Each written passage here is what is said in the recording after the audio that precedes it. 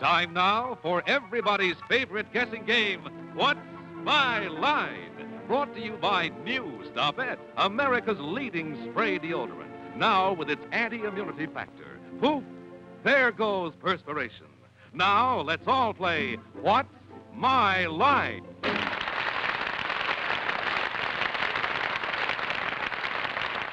And now, let's meet our award-winning What's My Line panel.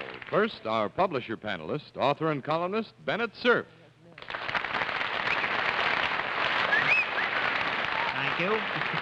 You know, tonight is the opening of the New York Summer Festival, and I don't think this city offers a brighter, gayer, or more beautiful sight than the young lady on my right, Miss Arlene Francis.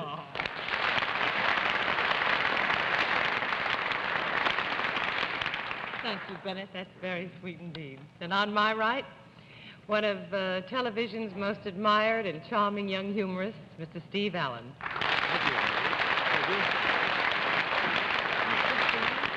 Thank you very much. And on my right, the lovely lady who has just returned from a very happy, about 2.5 weeks, wasn't it, Dorothy? 2.5-week trip in Europe, Miss Dorothy Kilgallen.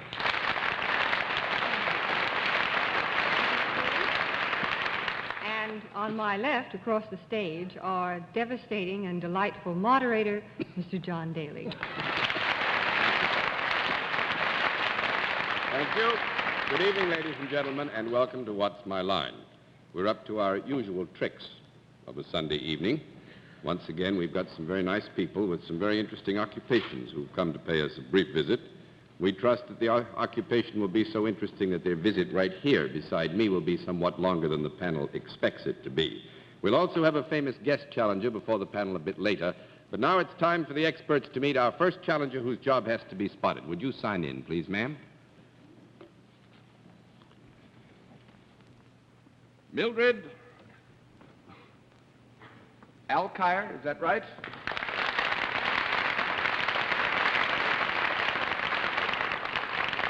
Is it Miss or Mrs.? Mrs. Mrs. Alkire. Where are you from? San Diego, California. San Diego, California. That's lovely country. Got a very good friend down in San Diego, California, Paul White. Do you know Paul White? No. Well, great newsman. Used to All be right, here. John, all right. I got John. lots of friends. That's it, John. Got 4 That's friends it. over there, actually. They're your friends, too. They look a little bit rough, but go on over and let them look at you, will you? Live in La Jolla. Hello, Mrs. Alcott. Well, All right, Mrs. Alkire, if you'll come over here now and sit down next to me, I think you may know that we start proceedings here by giving the panel one free guess as to what your line may be, and we always begin those free guesses with Miss Dorothy Kilgallen. I think she's a dancing teacher. A dancing teacher, Mr. Allen. She has a little wishbone on her chest. I think she raises chickens. Miss Francis. I think she has a little restaurant for the Navy down in San Diego. Mr. Cerf. she looks like an outdoor lady to me. I think she trains animals or something of that sort. No, I'm afraid nobody has it. We'll let our viewers have another look at Mrs. Alkire. At the same time, we'll tell them what her line is. All right. Mrs. Alkire, you know how we do this? The scoring device here, which I flip around. All righty, then, if you're all set to go, I will just tell the panel that Mrs. Alkire is self-employed, and we'll begin the general questioning with Dorothy Kilgallen. She's at a rest. Do you deal with both men and women? Yes. Impartially? Yes. Do you perform services? Yes. Does what you do make people happier or better off? Yes. Is there any product involved in what you do? Yes. Is it useful? Yes. Would it ever be found in the home? Yes. Would it ever be found anywhere but in the home? Yes. Is it smaller than a baby carriage? Yes. Is it bigger than a bird bath? No. 1 down and 9 to go, Mr. Allen. Is it just slightly smaller? We are getting into comparative terms here that might lead us out of sheer prejudice in the issue to give you a misleading answer. You want to try that again? Is this mineral in any of its makeup as distinguished from animal and vegetable? Yes. Could that mineral be metal? Will that metal be mineral? Or... Do. No. There's 2 down and 8 to go, Miss Francis. Does that mineral flow? Is it liquid? Liquid? No. 3 down and 7 to go, Mr. Cerf. Mrs. Alkire, could this be some kind of jewelry or some stone, some precious stone? No. That's 4 down and 6 to go, Miss Kilgallen. It's not metal and it's not precious stone. I think I need a conference. I'm not very You good may at have this sort of 15 thing. seconds for a conference. What is solid and it isn't metal and it isn't... It but it's isn't metal? I thought it was. No, it's not. No, it's not metal and it's not a precious stone or Maybe it's jewelry. money. Is it solid then? Well, is it solid? It's Yes. solid and small. Yes. Relatively. Could it ever be worn in any form? No, I guess you couldn't. That's 5 down and 5 to go, Mr. Allen. Is it used chiefly by human beings, not in conjunction with any animal? Yes. Does it benefit the person? I mean, the physical being? Ah, the physical being, sense of restoring health, etc., and so forth, would make it 6 down and 4 to go, Miss Francis. Would it be part of what goes into a house, part of the decor in any way? Yes. Is it, would it be considered a piece of furniture No. when it's formed? No. 7 down and 3 to go, Mr. Cerf. Well, is it visible when visitors come to call at the house? Yes. It can be, yes. It can be, and it's very small. Well, no, we're not. Now, don't put words in smaller our than a mouths. bird We didn't bath. say very small. We said it's smaller than a bird bath. Does it come in various shapes and colors? Yes. It does. Small conference.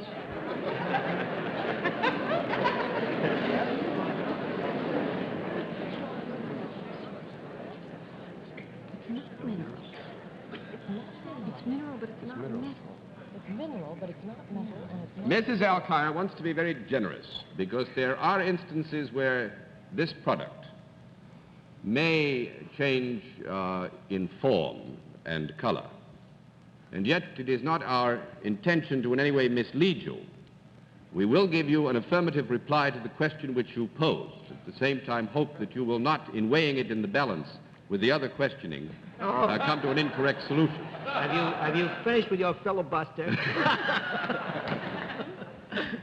Well, would this be found more likely than not on the first floor of a 2-floor house? Yes. It would. Do you think you might find it in the kitchen? Yes. Good. Might. Would it be used in any way in the preparation of meals?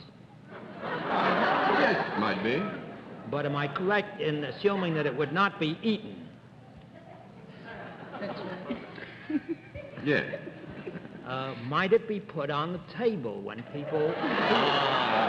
Well, he does. No, he doesn't. It's too bad, isn't it? Well, that's 8 down and 2 to go, Miss Kilgallen.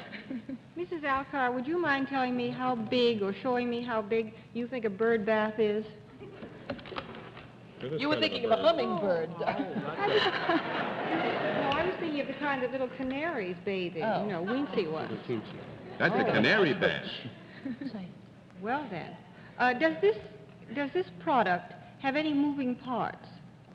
No. 9 down and 1 to go, Mr. Allen. Would it be used to prepare a meal? To prepare a meal. No. All right, thank you. Not, I think, the way you asked the question, Steve. It has something to do sometimes with the cooking of the meal because the product is a brick and Mrs. Alkire is a bricklayer. Oh.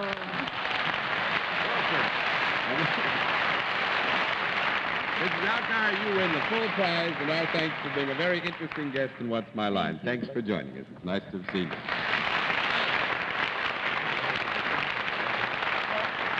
All right, panel, let's see what you can do with another challenger. Would you sign in, please, sir?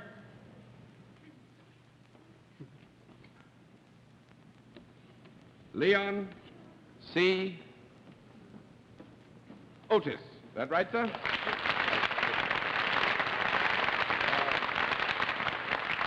Where are you from, Mr. Otis? Philadelphia. Philadelphia? Yes, sir. Well, you're practically a neighbor, and you have some neighbors and friends here, so your courage should be high enough to walk over there and let the panel get a closer look at you, will you? Yes, sir. Hello, Mr. Otis. Miss Francis. How do you do? Allen. All right, Mr. Otis, over here now, if you will, next to me. And at this point, the panel gets its free guess as to what your line may be based on your appearance, handshake they've had, your voice, etc. And we'll begin the free guesses with Miss Kilgallen. Prize fight manager. A prize fight manager, Mr. Allen. I think maybe he's the fellow that sneaked that Kane mutiny plug into the Army McCarthy hearings. Miss Francis. I think Mr. Otis makes elevators. Mr. Cerf. I think he has something to do with the Ladies' Home Journal.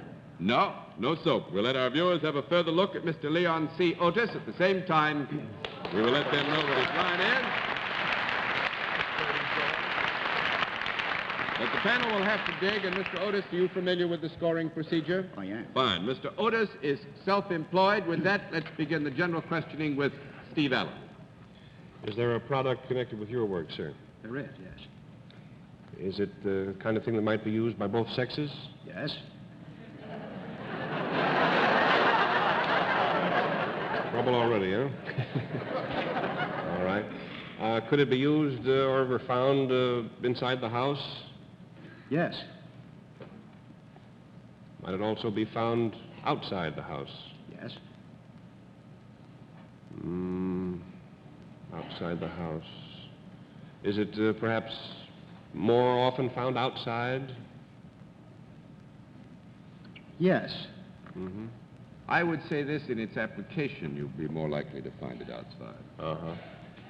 Used by both sexes outside the house. Could this be worn? Yes. In this kind of weather? Beg your pardon? In this kind of weather, this warm Yes. weather?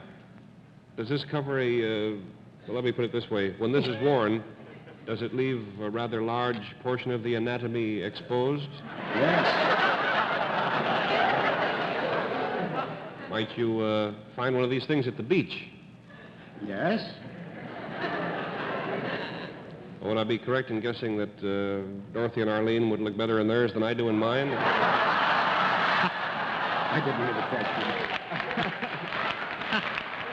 The question is, would he be correct in assuming that Dorothy and Arlene would do better in theirs than he would do in his? That goes for everything, John.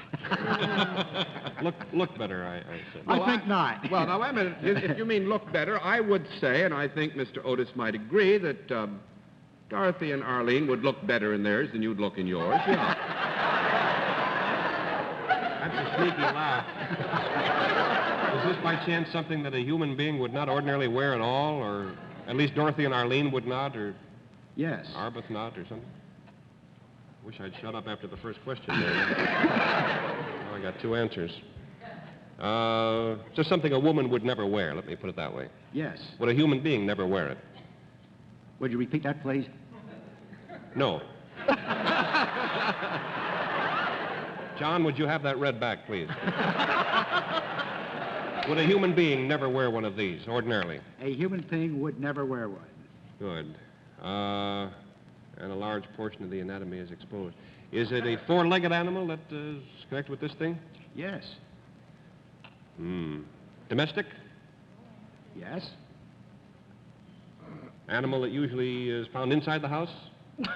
Yes. Well, I can't get rid of this no matter what happens. First time I ever did 20 minutes on one program. Is it a feline? No. One down There and you 9 go. to go, Miss Francis. Is it a dog line? Yes. This is some sort of apparel for a dog that a dog would wear. Is that correct? It is something that a dog would wear, yes.